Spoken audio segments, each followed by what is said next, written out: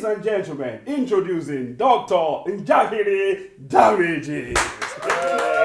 Yay! Thank you so much. Welcome to the show. My name is Dr. Damages. We are coming to you from the greatest city in the world, New York City. New York is so great that a man scaled a fence and jumped into a tiger's cage at the Bronx Zoo. What? Yeah, the man said he wanted to be one with the tiger. Oh, no. But NYPD officer did not understand what it means to be one with a tiger. They used a fire extinguisher to save the man from the tiger and took him to the hospital. Oh, no. Watch.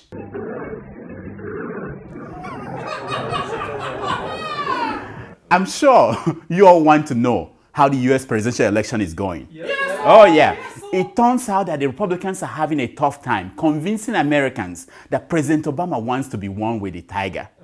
Oh, no. I mean that President Obama wants to be one with the former president, Jimmy Carter. Mitt Romney is doing so poorly that he is now being introduced as the man who travels with Paul Ryan. You watch. The move underscores concerns that Mr. Romney is not generating enough excitement on his own and needs Mr. Ryan to fire up supporters. That may have been evident during a campaign stop yesterday outside Dayton.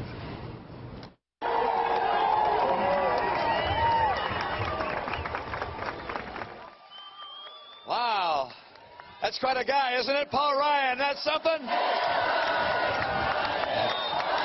Wait a second. Romney Ryan.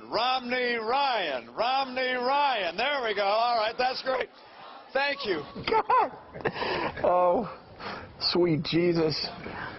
I'm sorry. Sweet Jesus, indeed. After this event, Republicans are now paying people $10 if you know how to say Romney Ryan. You get $10. Meanwhile, Obama continues to be cocky about his chances in this election. This week, he went to the United Nations and told world leaders, guess what? You are stuck with me for another 4 years. Then he walked away without meeting with any of the world leaders. Yeah, on his way out, President Jonathan approached him and offered his hand for a handshake. I'm good luck. President Jonathan said. Obama, shove it, man. Obama said, I don't need any luck from you. Wow. Yeah. Obama left Jonathan's hand hanging in the air. And then a woman walked by and President Jonathan was glad to hold her hand. Watch. I've seen that smile and that pose before. Let me see. Where did I see that before? Yeah.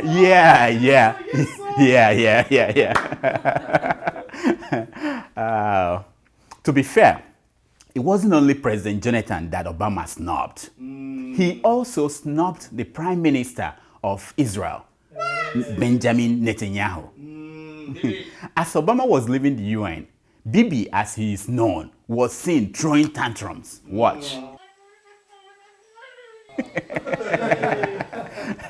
Our president, Goodluck Jonathan, also made a speech at the United Nations. His speech, he was carried live on CNN and Fox News. But trust the bad guys at Fox News, they presented Jonathan's speech with subtitle. You watch. I don't know why I keep coming here every year. Maybe it is the fear of the unknown.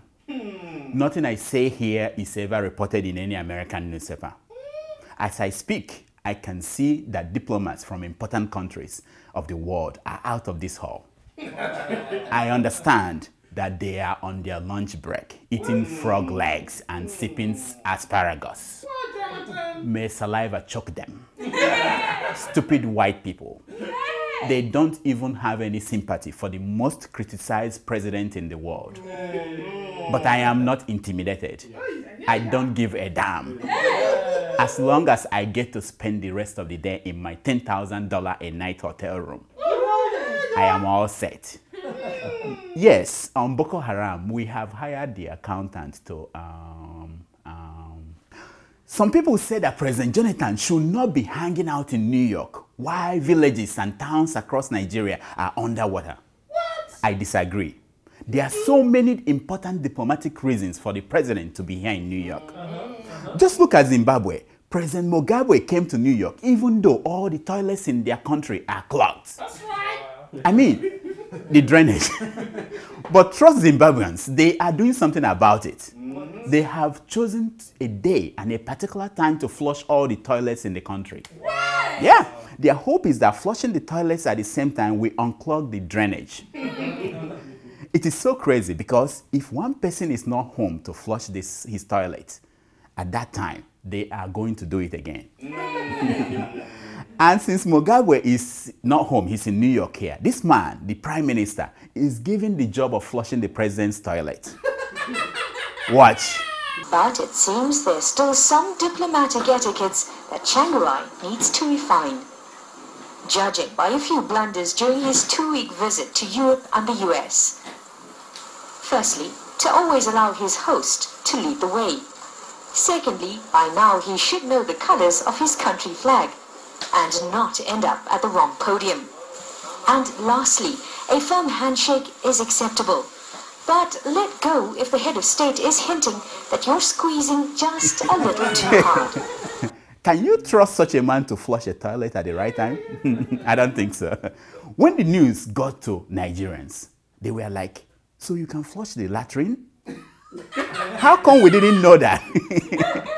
I've said it before and I will say it again. Until the poo-poo of everyone in a country goes into one tunnel, you are not a country yet. That's right. Trust me.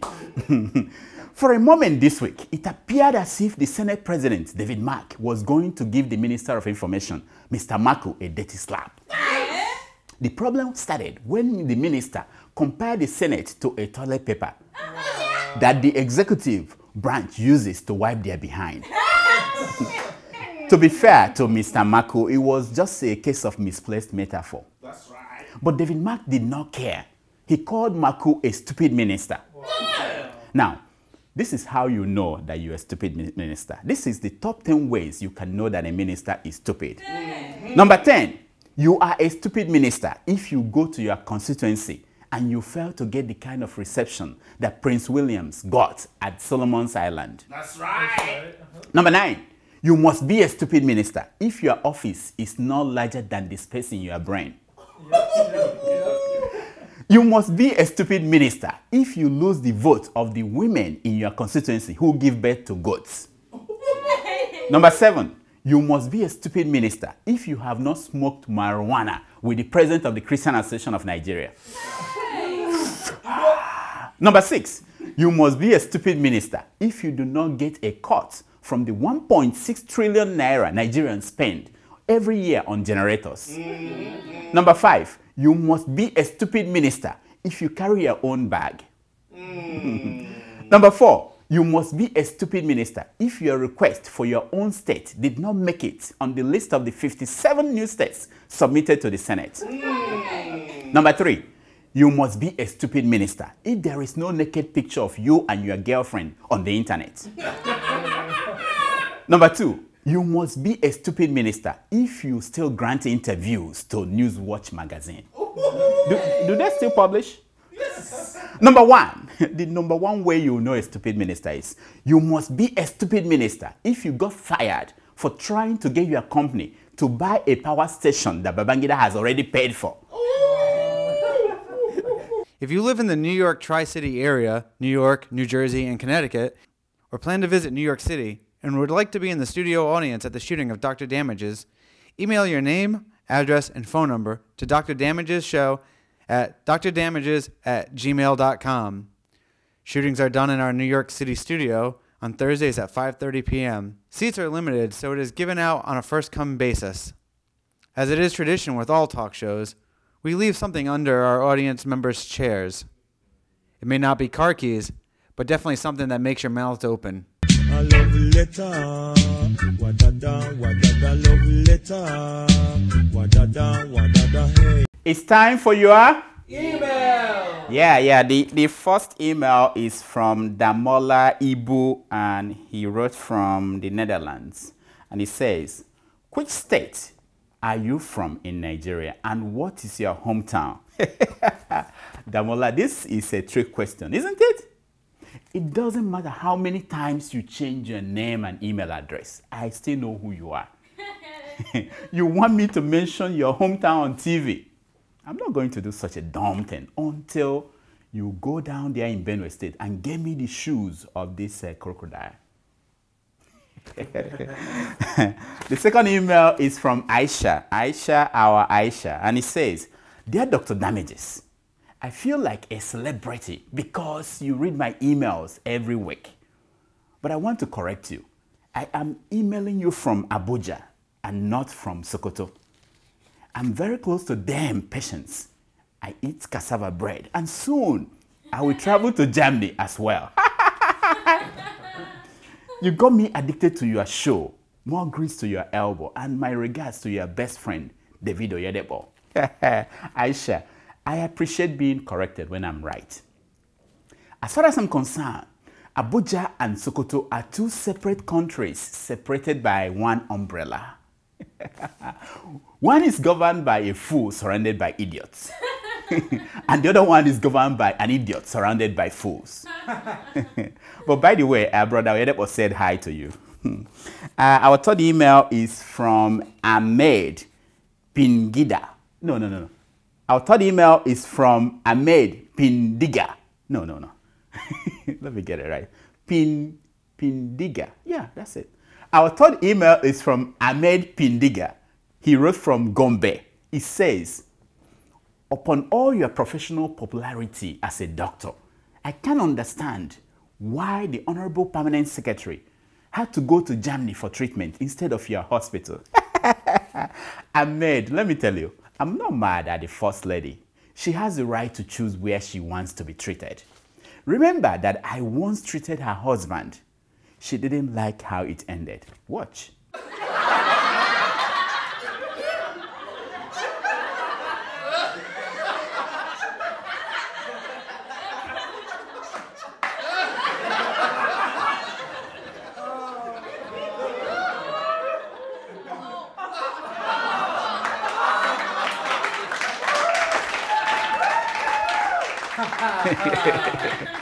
She actually sought my opinion before going to Germany. In her own case, she just didn't like the fact that I insisted that my treatment requires using exercise machine. Hey. Our fourth email is from Marvin Nadiekwe in Canada, and he says, "Dear Dr. Damages, I was just wondering if you would ever run for the highest office in the country, as you look like Jonathan." Marvin, you're stupid. You are very, very stupid. Me look like Jonathan. Don't curse me. What an insult from all you social media people. But let me see.